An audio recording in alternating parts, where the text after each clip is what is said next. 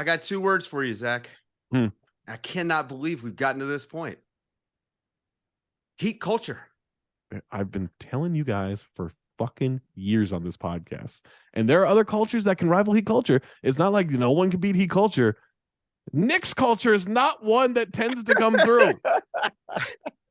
Julius Randle culture is not one that tends to come through. Again, like, man, like, I get it. Game 2 was great, but was it? They almost lost game 2. I meant individually. I meant individually for him. Okay, sorry. No. So they invented the bad playoff win. That was game 2. Was the Knicks invented the bad playoff win there? Because look, there is a pathway to them competing better in this series and winning in this series. It's got to be Jalen Brunson in the middle of the floor. They cannot waste possessions with Julius Randle. They cannot, like, everything that Randle gets or RJ Barrett gets has to be off of what Jalen Brunson has created. Yeah, not gonna happen. I know. That's not their offense. But that's the only path for you have. Like, Gabe Vincent is a pest defensively, but Jalen Brunson is better than him. Jalen Brunson can get him right. Kyle Lowry is slow as fuck, like veteran, but slow as fuck at this point. Like, they don't really, unless they put Jimmy on Jalen Brunson, I don't really think there's anything that anybody on Miami can do with him. But they just keep like, all right, let's spread this thing around. I'm like, guys, it's the playoffs. Like, what are you doing? This isn't the Cavs. Like, you can't do the same shit. I have a question. Where did Bam finish in the defensive player of the year voting? 4th or 5th, I think. Okay. It's somewhere 3 to 5. Yeah. Okay, so it's smart for Julius Randle to try to ISO him. This is the dumb stuff that we're getting from the Knicks in that sense. And this is RJ Barrett attacking Jimmy Butler. Yeah. No, my ultimate favorite is the RJ Barrett Julius Randle pick and roll. Let's put the Heat's best 2 defenders in the action. Like, what are we doing? The only time they try to they don't attack Jimmy Butler is when he has a hurt ankle. What are you doing? They tried that when they went to that pick and roll game. I thought, I haven't been paying attention. One of them got hurt again.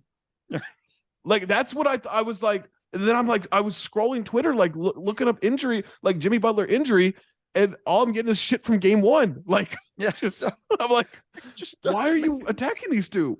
But it goes back to, this is the thing. The Knicks had a great offensive regular season. Mm-hmm.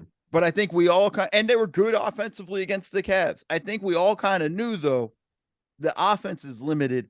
It's not a playoff offense, and I think that's one of those things you're watching where the isolation heavy stuff tends to hurt you. You can go to it for times, but you can't live in that area for 45 minutes of a playoff game. And that's their problem. But it can be a playoff, but it's got to go through Jalen Brunson. Like, every time down the floor. I don't give a shit if he's tired. Like, it has to go through him.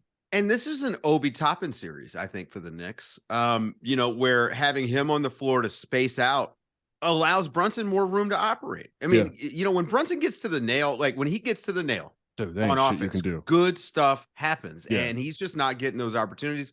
I also worry about his ankle, like maybe he's having a hard time getting to spots. That's fair.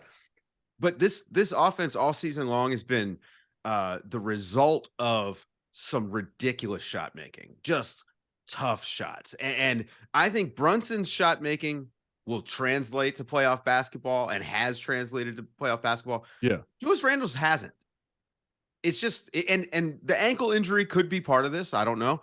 But he stalls out possessions, dribbling for 14 seconds and then tossing a freaking hand grenade to these guys. Yeah. That's the thing. When their offense is going, that shit's moving. It's flowing. It's like, middle of the floor, kick it out, swing it around, get someone, cut it. Like, it moves so beautifully when it's going. We saw that a little bit in game 2. I guess we saw that the start of game 1 where they dominated the paint in the first quarter. Like, that was great. And then all of a sudden it was just the Heat adjusted at halftime and Thibs had nothing. Like, Thibs, he just had nothing for him. That's the other thing. It's you look at the coaching battle, and Spo is just unbelievable in this sense. Like, it's like, all right, cool, no problem. You're going to do this, we're going to do that. Like, whatever. The adjustment at the game 1 at halftime, cool. What if we take the paint away?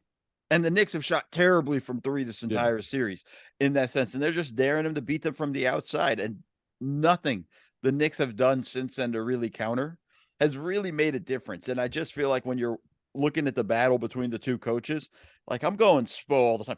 Shit, I mean, I'm yeah. going Spo's the best coach right now left in the playoffs in the Eastern Conference. Like He's I'm the best coach in the league. Like he's yeah, I mean, it's no question.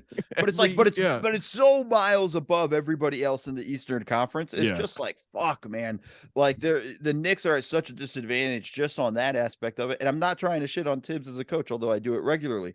I just think the idea of just the way Spo kind of manipulates things. Oh, you got these guys on the court. This is what we're gonna do. And the Knicks just don't do that. They don't attack the right guys. They're getting beat by Cody Zeller, Zach. When Bam goes to the bench and Cody Zeller is having moments in a playoff series, you got a problem. Tough. Yeah, that's tough. It's not even like I forgot he was even in the league, to be honest with you, until the playoffs. I forget every time until he checks in the game. Yep. I'm like, oh shit, that's right. Cody Zeller's on the Like, who's this accountant out here? Yeah. No, it's who's this fucker wearing a mask? Like what? Right. Like what's this? You know, man, it's just the Do you guys do the Knicks have a shot to take this to 7, you think? Yes, I do think like, but again, it's gotta be all Jalen Brunson. Yeah. Like it has to go through him and you know, he took 20 shots in the last game, but he's not initiating enough. Yeah, it's not initiating enough. And like it's the more that he and Josh Hart are involved, the better it is. Those are just two smart players that know how to take advantage. And like I feel bad for Josh. Like they're telling Josh Hart, like, you got to go guard Jimmy Butler. And it's just like, there's only so much he can do.